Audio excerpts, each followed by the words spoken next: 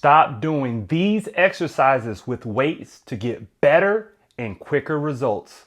I guarantee it. Hi, I'm Disciplined Dave, where I put the technique in your physique. Today, I'm going to show you exactly what you need to avoid and how to replace them with resistance bands and cables to get better results. It took me many years to figure this out, mostly because I was going to the gym and I had a big ego and I wanted to match with all my buddies and stuff at the gym.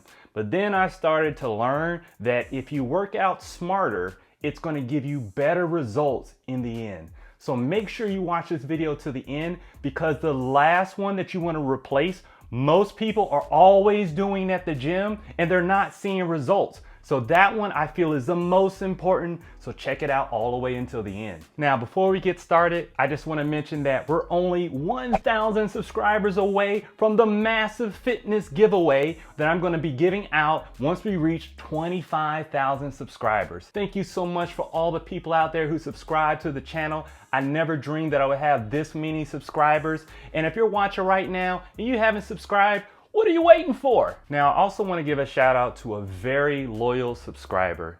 He has a new fitness channel that he just started, and I just want y'all to show him some love. Go ahead and check out his channel. I'm going to leave a link in the description. It's called MoCamp, and he's just starting out, so he would love for you to go ahead and subscribe.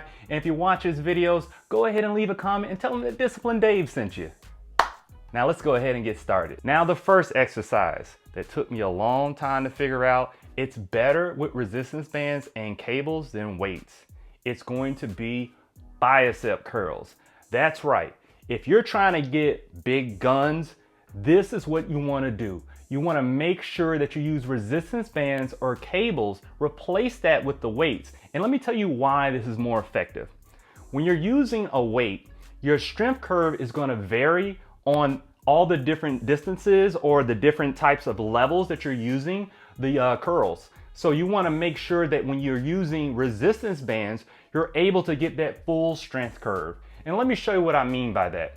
So here's an example when you're doing curls with dumbbells. So what happens is the hardest part of the movement is at the bottom. And as you rise to the top, it gets easier. And you're just pretty much closing your arm at that point. But that's the point at the bicep peak that you really need the most contraction and blood flow. So how do we make that happen? Well, if you have a resistance band or a cable, you have an opposite force that's pulling you. And so what's happening is, as you come up, it's getting tougher and tougher and tougher. And that really good contraction and really getting that blood flow to the bicep is really going to make it grow. If you're watching this video and you're doing curls with dumbbells or a straight bar or a curl bar, and it's been almost a year now and you haven't even increased, this is probably one of your problems, is that you're actually not challenging your bicep. You need to make sure that you get the strength at the peak of the bicep. That's really going to make it pop. That's really going to give it width and definition. That's going to make it look like there's a baseball in your arm. So make sure that you change from using weights and using with cables or resistance bands. I have a great video that's going to show you exactly how to do that with just using resistance bands. So go ahead and check that out if you want to make sure that you go ahead and use the best way possible to get that muscle development. Now, the next one. This is going to be trap raises. I see this all the time in the gym. So what this is, this exercise, if you're unfamiliar with it, which is great for your traps. And let me tell you something about your traps. If you're not working out your traps, you really should, because that's really going to have you look more muscular, even if you don't have that definition, because it's really going to shape your upper body. Not only that, it's going to make it so that it's easier and you'll be stronger at other exercises in your upper body. When it comes to pull-ups, when it comes to curls, when it comes to pretty much all your exercises. So one of the mistakes I made was that I neglected my traps because I didn't think it was that important. It's super important. So now we got that out of the way. Let's talk about those trap raises. So what a lot of people do is they'll get a weight and they'll put it in front of them with their arms straight, and then they'll just raise up, okay? And this is great for trap development. But the problem is, just like how it is with the curls, it really makes that strength curve vary as you're going through. So when you have it out and you're in a stop position, Now, when you're raising it there, now it's starting off tough and you're using momentum to get you up there, especially if you're rocking your body. You shouldn't be rocking your body, but most people do that because they feel they need to get big, heavy weights. But even if you're doing it with stability and great form, it's not the most effective when it comes to developing your traps. So as you see here, when I'm using resistance bands, what you're gonna do is when you're pulling up, it's getting tougher and tougher and tougher as you get all the way to the top, and your traps are going to be screaming. And that's what you need to really develop those traps. And if you haven't worked out your traps at all, if you completely neglected them, you want to do this very light, okay? Don't do what you compare with weights there in the gym, because you're going to find this a lot tougher. And this right here is going to help you develop them a lot quicker. So make sure that when you're doing trap raises, you're replacing those weights with resistance bands. Now, the next one. This I try to drill in people's heads so much, but ego gets in the way. And ego is going to be the death of you when it comes to getting into the best shape of your life. You really got to eliminate that. You really got to dissolve that, because if your goal is to get a great physique, if your goal is to get stronger, you need to look more so at the science and the technique more so than what Joe Blow says there at the gym. So what I'm talking about here, and I know some people are going to be like, what? Yes, I'm telling you, stop doing this. Stop it now. It's going to be the bench press.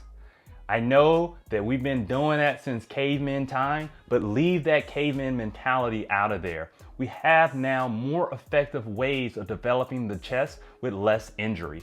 That's right. Most people are doing the bench press wrong. They're using a lot of their shoulders, and then what's happening is their traps are coming up and they're using a lot of tendons to put it up. So if you're doing a bench press and you grab your shoulders, then there's something that's going on wrong there. So now the reason why resistance bands or cables are better than using a bench press with weights is it's because of the bar that's being used. So we all know the straight bar, we all know about putting the plates on. Let's talk about what really develops a muscle. What develops a muscle is going to be tearing muscle fibers. And how do you do that? Well, what's going to happen is you need the most amount of stretch in your chest and the most amount of contraction. So when it comes to the stretch portion of it, here's the issue we have with the bar. The bar is going to limit how far your chest can expand. The bar is going to hit your chest, so you can't really fully expand that chest. Now, I know what you're saying. What about dumbbells? I can do that with dumbbells and I can get further down than the bar. You are correct. But here's the other portion of it. I said the most amount of contraction. So I want you to do this example at home. So you're gonna put your arms out and I just want you to press straight and try to squeeze your chest, okay? Just put them out like this and just push straight, okay? Now what I want you to do is cross them and really squeeze that chest. Cross them to the point where your chest is stopping you and squeeze it.